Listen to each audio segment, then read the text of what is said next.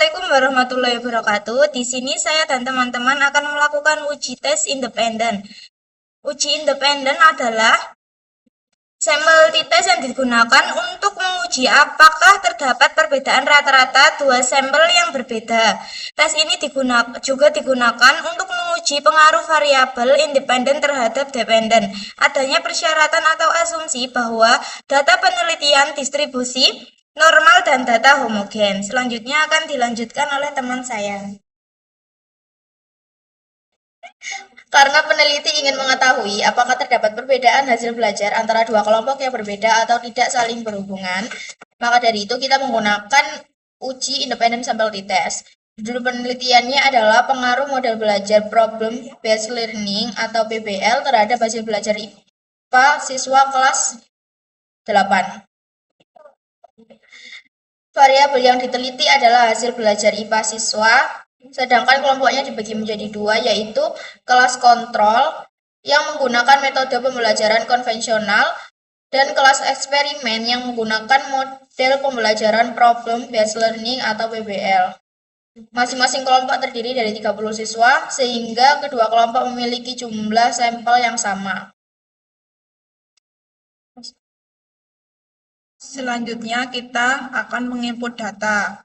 Kita ke variable view, lalu di sini ketik hasil, lalu kelas, desimalnya kita nolkan, labelnya kita kasih hasil belajar. Lalu jenis kelas.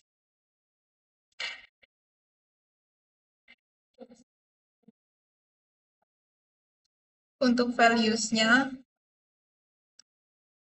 kita ketik 1, labelnya kelas kontrol.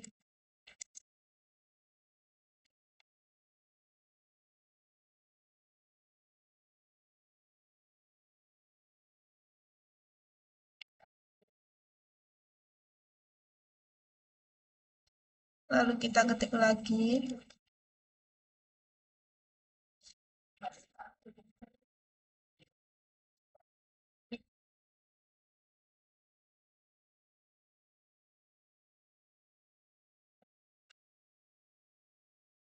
lalu kita oke. Lalu kita ke data view, kita masukkan datanya.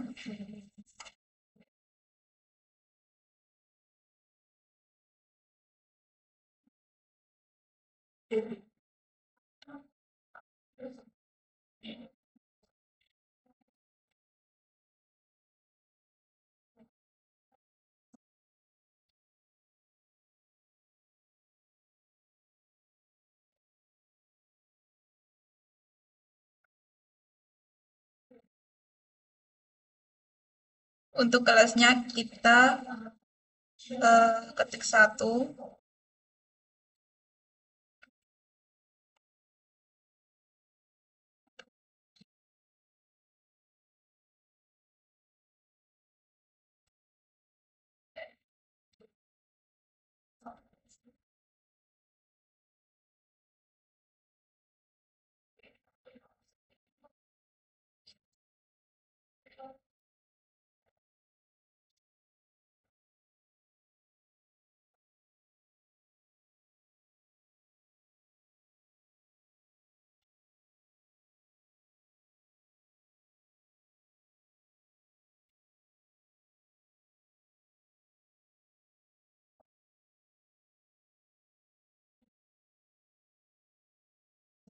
selanjutnya akan dilanjutkan dengan teman saya. Sebelum melakukan uji independen, maka kita harus melakukan prasyaratnya terdahulu, yaitu uji normalitas. Klik Analyze, lalu Descriptive Statis, setelah itu klik Explore. Setelah di-explore, hasil belajar dan jenis kelas ini kita masukkan ke dependent list. Kita Ctrl A, lalu masukkan ke dependent list. Lalu klik plots, centang yang normality plots with test. Continue. Oke. 0, karena jumlah sampel kurang dari 50, maka acuan yang digunakan adalah hasil Shapiro-Wilk. Cara membacanya yaitu dengan melihat sig. Jika nilai sig lebih besar dari 0,05, maka data dinyatakan berdistribusi normal. Sedangkan jika nilai sig kurang dari 0,05, maka data dinyatakan tidak berdistribusi normal. Berdasarkan hasil output, karena data seluruh nilai sig yang didapat lebih besar dari 0,05, maka dapat disimpulkan bahwa data berdistribusi normal.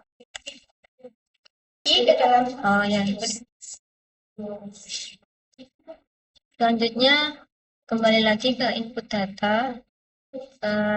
Kita ke analyze, situ ke kompremin, selanjutnya ke independent sample test, situ. Nah, ini hasil belajarnya kita pindah ke test variabel.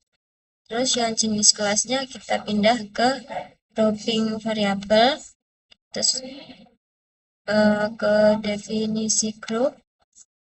Yang grup 1 ini ditulis 1, yang grup 2 ditulis 2. Terus continue. Terus oke.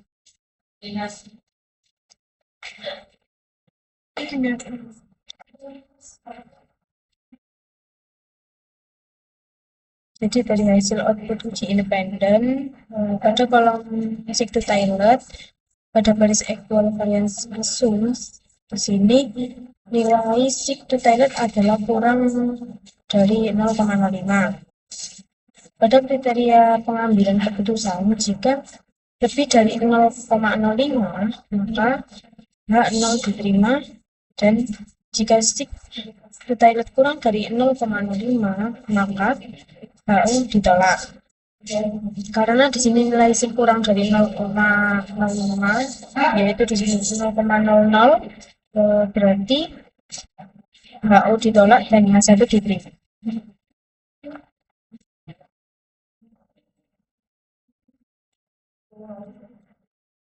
Berdasarkan hasil analisis, data yang telah dilakukan dapat disimpulkan bahwa hasil uji hipotesis terdapat perbedaan rata-rata hasil belajar yang signifikan antara kedua kelompok. Dengan demikian, model pembelajaran yang diterapkan pada kelas eksperimen memberikan pengaruh yang signifikan terhadap hasil belajar siswa. Demikian pemaparan dari kelompok kami. Terima kasih dan mohon maaf apabila ada salah kata atau kekurangan. Assalamualaikum warahmatullahi wabarakatuh.